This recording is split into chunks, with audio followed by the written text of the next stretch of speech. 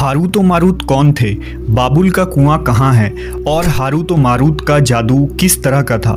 ये वो पुरअसरार सवालात हैं जिनके जवाब तो बहुत हैं और लिखने वालों ने भी बहुत कुछ लिखा है, लेकिन उन किस्से कहानियों में हकीकत को तलाश करना गहरे समुंदर से मोतियां निकालने के बराबर है। हारूत व मारूत के मुतालिक बुनियादी तौर पर दो तरह की रवायतें मिलती हैं, एक वो जो कुरान व हदीस और ताबईन के अक़वाल में मौजूद है और दूसरी वो जो तौरेत व इंजील और इसराइली रिवायतों में आती है, जबकि उन इसराइली रिवायतों को बेशतर उलमा और मुवर्रिखीन ने तायीद की है। इस वीडियो में हम उन दोनों तरह की रिवायतों और वाक़यात को मुकम्मल पेश करेंगे। रिवायतों के मुताबिक हज़रत इदरीस अलैहिस्सलाम के ज़माने में एक मरतबा आसमान और ज़मीन के दरमियान से पर्दों को हटा दिया गया तो फरिश्तों ने ज़मीन में आबाद इंसानों को देखकर ताज्जुब किया और बोले, या रब्बुल आलमीन, हम तो गुनाह के करीब भी नहीं जाते, जबकि ये बनी आदम गुनाहों में इतने मुब्तला हैं। अगर हम उनकी जगह होते तो कभी तेरी नाफरमानी ना करते। अल्लाह ने इरशाद फरमाया, इंसानों को गुस्सा और शहवत दी गई है, अगर ये चीज़ें तुम्हें दी जाए तो तुम भी इसी तरह गुनाह में मुलव्वस हो जाओगे। लेकिन फरिश्तों ने कहा, हम ऐसा हरगिज़ न करेंगे। लिहाजा अल्लाह के हुक्म से फरिश्तों ने अपनी जमात में से दो बेहतरीन और इताअत गुजार फरिश्तों को चुन लिया, जिनका नाम हारूत और मारूत था। अल्लाह ने उन दो फरिश्तों में इंसानी फितरत और शहवत डालकर दुनिया में भेजा। वो शहर बाबुल में दो खूबसूरत इंसान बनकर आए और काजी के काम पर मुकर्रर हो गए, जहाँ वो लोगों के दरमियान फैसले किया करते थे। एक दिन उनके पास एक औरत अपना मुकदमा लेकर आई और कहा कि उसका शौहर उसे बहुत परेशान करता है। हारूत व मारूत ने जब उस औरत को देखा तो वो उसकी खूबसूरती और हुस्न से मरऊब हो गए और उस पर आशिक हो गए। उन्होंने उस औरत से जिना की ख्वाहिश की तो औरत ने उनसे कहा, तुम्हारी ये ख्वाहिश मैं तभी पूरी करूंगी जब तुम बुत की पूजा करो, शराब पियो या मेरे खाविंद को कत्ल कर दो। हारूत व मारूत ने शराब नोशी को छोटा गुनाह समझकर पी लिया और नशे की मस्ती में दो और कबीरा गुनाह कर बैठे। उस औरत ने उनसे आसमान पर चढ़ने का अमल भी सीख लिया, जिसके जरिया वो आसमान पर जाते थे। जब औरत इस अमल के जरिया आसमान पर गई तो अल्लाह के हुक्म से उसे सितारे की शक्ल में मस्ख कर दिया गया। चूंकि उस औरत का नाम ज़ोहरा था, इसलिए वो सैयारा ज़ोहरा कहलाया, जिसे आज वीनस कहते हैं।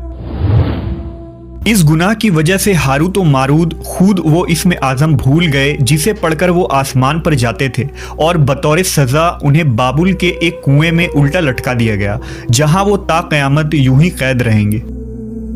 ये एक इसराइली रवायत है जिसे इमाम इब्न कसीर और फ़खरुद्दीन राज़ी जैसे मुफस्सरीन अफसाना और मन घड़त कहानी करार देकर सख्ती से रद्द कर देते हैं। वहीं इमाम सयूती जैसे उलमा इस रिवायत को मुस्तनद मानते हैं।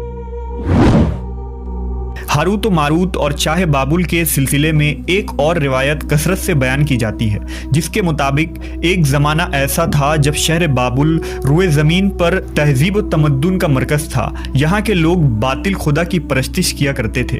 ये लोग अपनी किस्मत उनसे वाबस्ता समझते थे, इसलिए इल्म नजूम और इल्म फल्कियात में बड़े माहिर थे। उनके बुतकदों में सितारों की पूजा की जाती थी।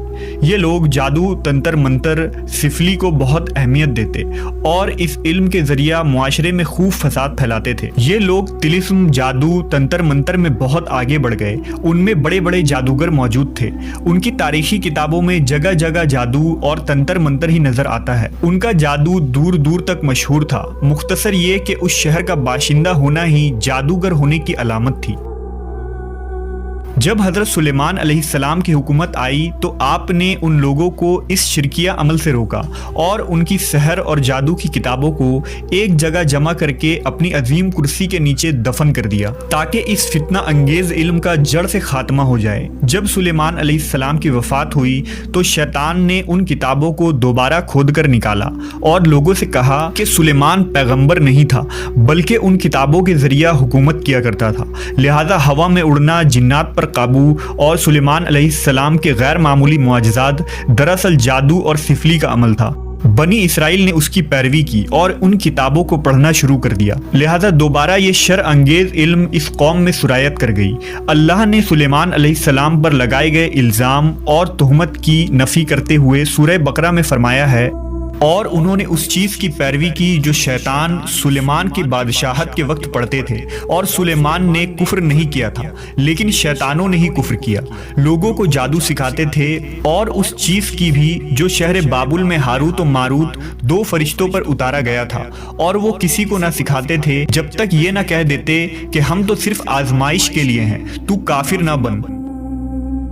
لہذا جب یہ سحر کا علم بابل میں عام ہو گیا اور لوگوں کی تکلیف اور پریشانی کا باعث بن گیا، تو اللہ نے دو فرشتوں کو انسانی صورت میں مامور کیا کہ وہ جادو کے عوامل اور اسے باطل کرنے کا طریقہ لوگوں کو سکھائیں تاکہ وہ جادوگروں کے فساد اور شر سے محفوظ رہ سکے۔ لیکن یہ تعلیمات غلط مقصد کے لیے بھی استعمال ہو سکتی تھی، حالانکہ وہ فرشتے لوگوں کو تنبیہ کرتے تھے اور ان کے لیے صراحتاً کہتے تھے کہ یہ تمہارے لیے ایک طرح کی آزمائش ہے، لیکن پھر بھی وہ لوگ ایسے کاموں میں پڑ گئے جو انسانوں کے لیے ضرر اور نقصان کا باعث تھا۔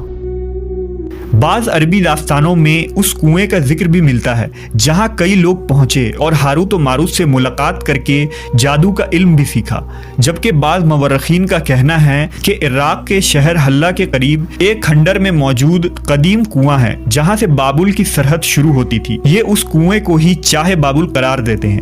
بہرحال اس واقعے سے یہ سبق ملتا ہے کہ سفلی اور جادو ایک شرکیہ عمل ہے، مگر یہ کہ اس کا استعمال فساد اور شر پسندی کے خاتمے کے لیے کیا جائے۔